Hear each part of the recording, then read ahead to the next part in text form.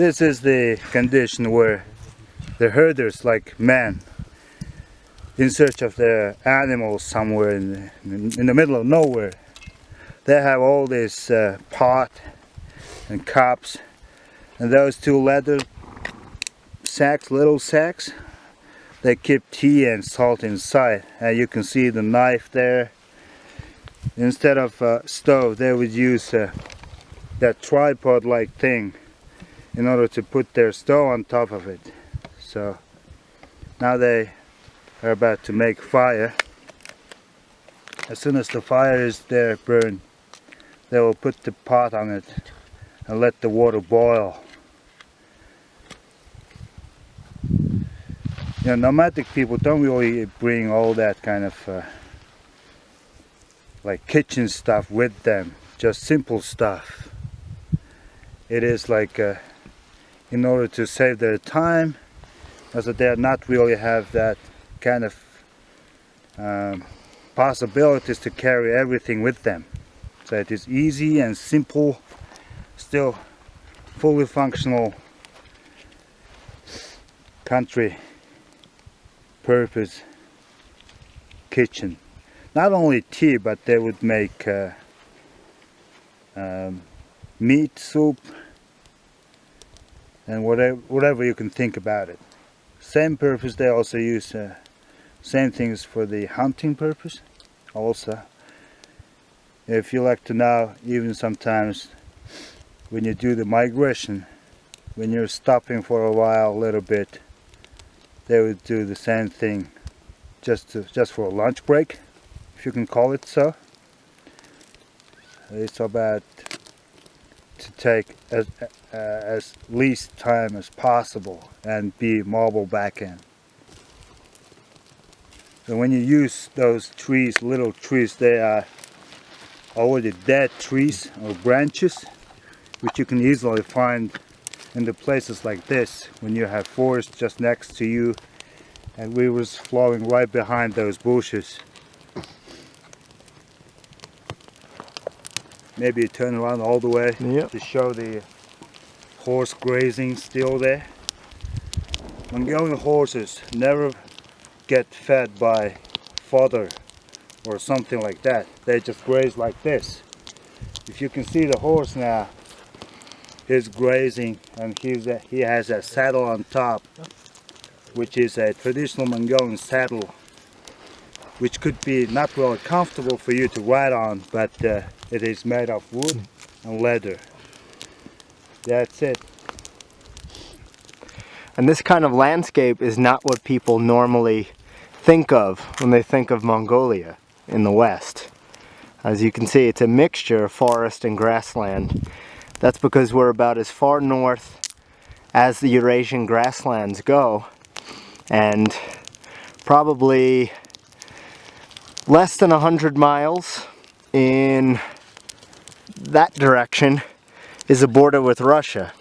So we're right on the margin between where the Siberian forests and the Eurasian steppes begin and end. It's not even 100 kilometers from here, the border. Less than 100 kilometers from the Russian border. So these are not the artists, these are typical Mongolian herder guys.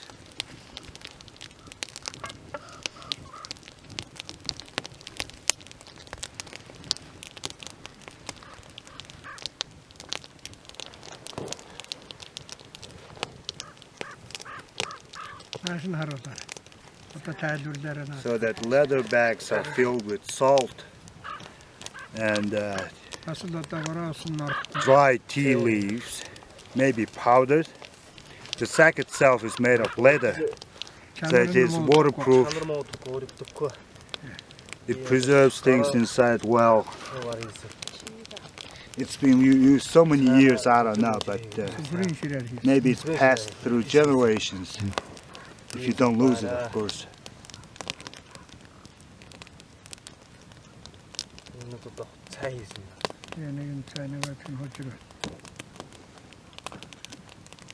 Цайны ямар цай вэ?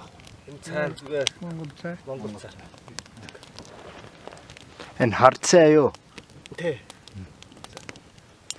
Энэ даас ядгаагаар It's also made of cow skin. It is actually not salt, but hujir. Little different. Maybe you explain that? Hujir is a naturally occurring salt that occurs on the lake margins in this area, and it's kind of green in color and it kind of looks like sand, but it's an essential part of people's diet here. It's how they get salt, and it's how they get salt to their animals as well.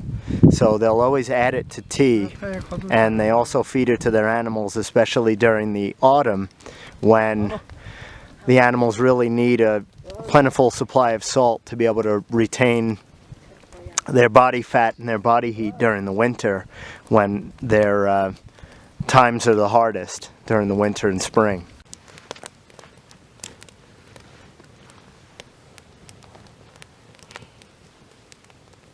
Maybe you could explain those leather bags. Wow. Sure. They're still making tea. So these leather bags that you see on the left are saddlebags for horses. And they're made locally. People don't buy them, they make them. And they're made through a process of softening and tanning the leather and then sewing it. And what he's taking out of the bags right now is a bottle of milk, probably cow or yak milk. And people always drink tea with milk and salt here. And anytime you enter somebody's home, you're always given a cup of that. And this is just how people would make tea when they're herding or when they're migrating, rather than how they would make it on an everyday basis. So everyone inside their ger, what we would call a yurt in the US, has a stove that they would use. So we're back with the tea making now. It's come to a boil.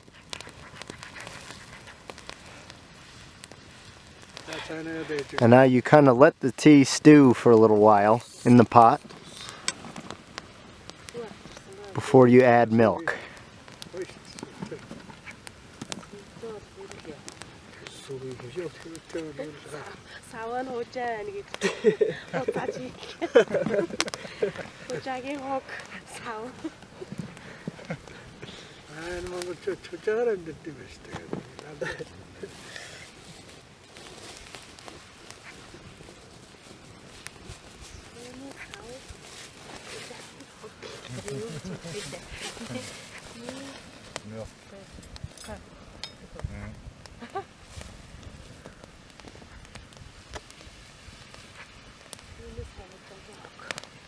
That's a little bit of extra salt. That's not hujir. That's just regular salt.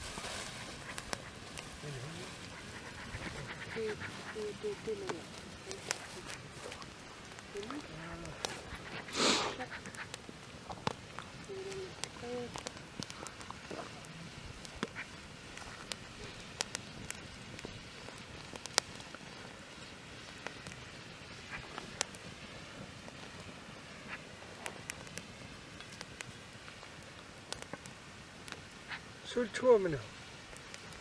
버스 수이나 이게? 버스 술. 예? 그렇지. 운전해 줘라. 와이차. 해차. 이런 차 거의 없다.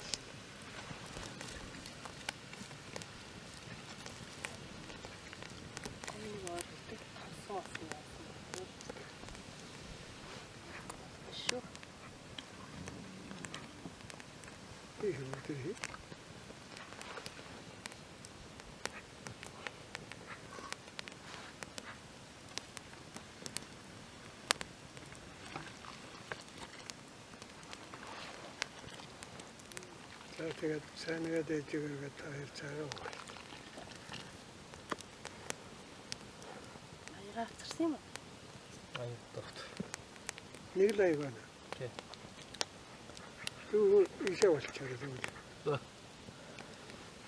니가 하라 내가 그 자고 살았다. 자, 그러면 산에 대쪽을 갖다 그러지 않았지. 대쪽을 갖다 차라고 그래. 내가 어디에서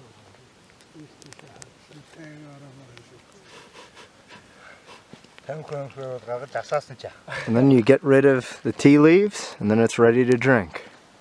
Tea also to the deeds of mountain and river before he does it. That's what they usually do.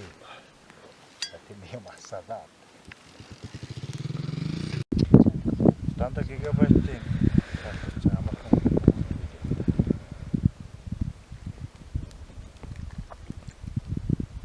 And after he finishes with that offering and drinking, you could again swing to the mountain top of that so that you could see, show the snow on top of it.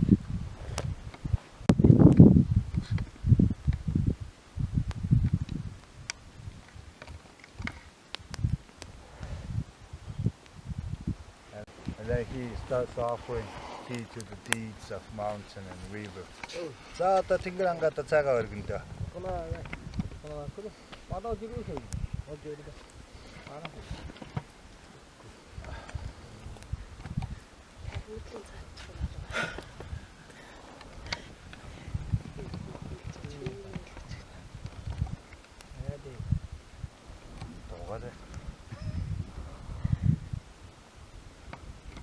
자, 또 차가 갖다.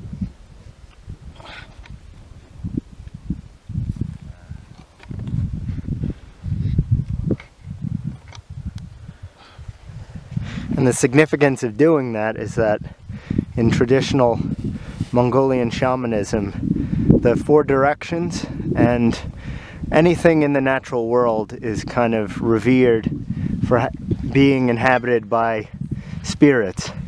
And when you have food or drink, or when you slaughter an animal, for instance, there are appropriate rituals that you have to do to honor those spirits and respect them, and that's just one of them.